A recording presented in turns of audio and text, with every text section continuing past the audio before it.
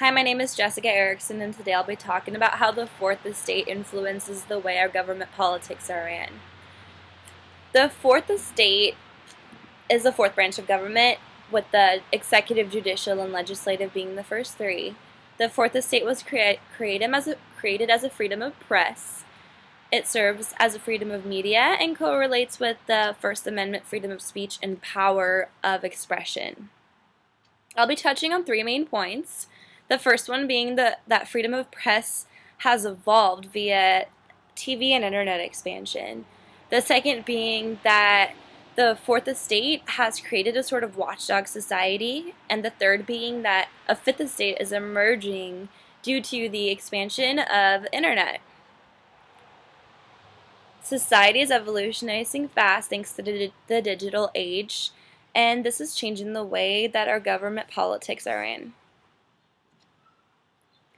First off, the Fourth Estate power of press has evolved through TV and internet.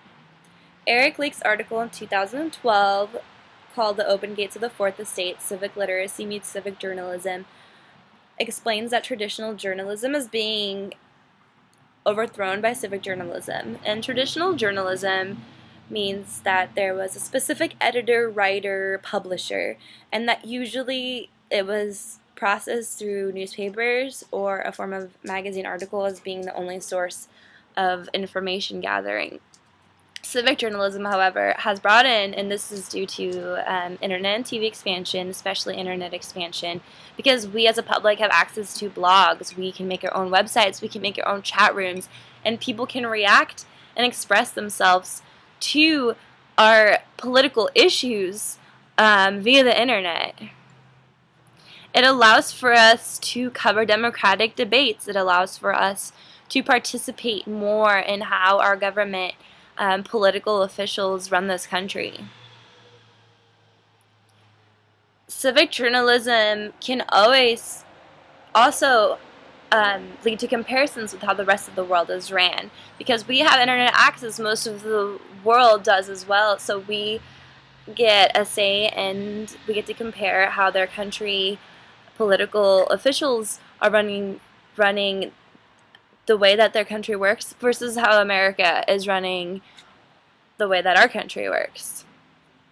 Wynne Woodring and James in 2012 compared the U.S. in the situation to Sri Lanka, Philippines, and Russia, where in these countries attacks on media workers are common. These countries, they have a form of independent media, meaning that the government controls what they get to hear and limits their source of information because they do not have access to internet the way that we do here in the United States. It's a form of social control. Secondly, a Fourth Estate is considered to go hand in hand with the form of a watchdog society. It's a watchdog society for the American people in a sense that we have access to news, blogs, podcasts, internet, television, and this is maintaining a political norm within our country because we can express ourselves and we can watch the direction that our government politicians are running the country. We have access to it because we are an online sort of society. The U.S. government also acts as a watchdog society towards the public because they can see the way that we are swaying due to our internet access. They can see our discussion boards. They can watch what we are looking up on internet and what kind of information we are accessing to keep a closer eye on us as a public. Steve did an article in 2000 and he expressed that important political matters bores most of the U.S. society unless told by government politicians on how to react. So this is interesting too because there is different ways that the government can watch us and influence us without us even knowing. Social networking influences groups of people to react, dictating the direction of the masses as a whole of our country. A watchdog society is also beneficial for both parties. It's beneficial for us as the citizens of the United States, and it is beneficial for our United States government officials as well, because they can watch popular demands on our part and the direction of how our votes are swaying, and we can watch how our democracy is changing and changing values. Our digital age and fourth estate is evolving into a fifth estate, meaning that through internet expansion, a whole new form of digital age and society, way of communication is beginning to form. We as United States, we rely on technology almost every day in our life, in our workplace, in our educational environments, in just being able to get through ordering things online, managing our bank accounts online, having internet access via our cell phones almost 24 hours a day without our cell phones rarely ever even turning off. More daily access to information via internet equals more changes in our society happening quick, creating this sort of fifth estate. Politicians and government are able to maintain a higher surveillance with this fifth estate emerging. Dutton did some research in 2009 explaining that politicians are increasingly seeking to use the internet to engage with citizens, including finding new sources of information. New sources of information and funding equals a higher income for the power of elite to specifically put into surveillancing our public.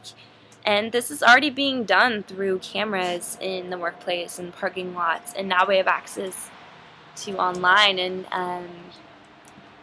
it's a sort of serves again as a sort of watchdog society. Structural functionalism keeps society in check through political surveillance. A fifth estate is beginning to blindside a fourth estate because we are evolving with the internet, and the fourth estate was mainly made as a freedom of press, which was more as a handwritten or a form of newspaper article. So using a sociological theory, the fifth estate is considered to be more convenient for society and government officials alike. We have access to plenty of information out there, and this is leading to a loss of society's privatization. So with this fifth estate emerging, we need to regulate new laws. We need more regulations in place of how we are going to go about with this fast-paced, quick sort of society emerging through the fifth estate. Freedom of expression through speech and press via the fourth estate has the public's right in participation in government politics. The fourth estate is beneficial to our country through the right of power of expression through internet and television, regulating social direction through a watchdog sort of tactic, and through all of this, a fifth estate is emerging. So living in a democracy, we have to use the fourth estate to make our country a better place to be politically and socially. Thank you.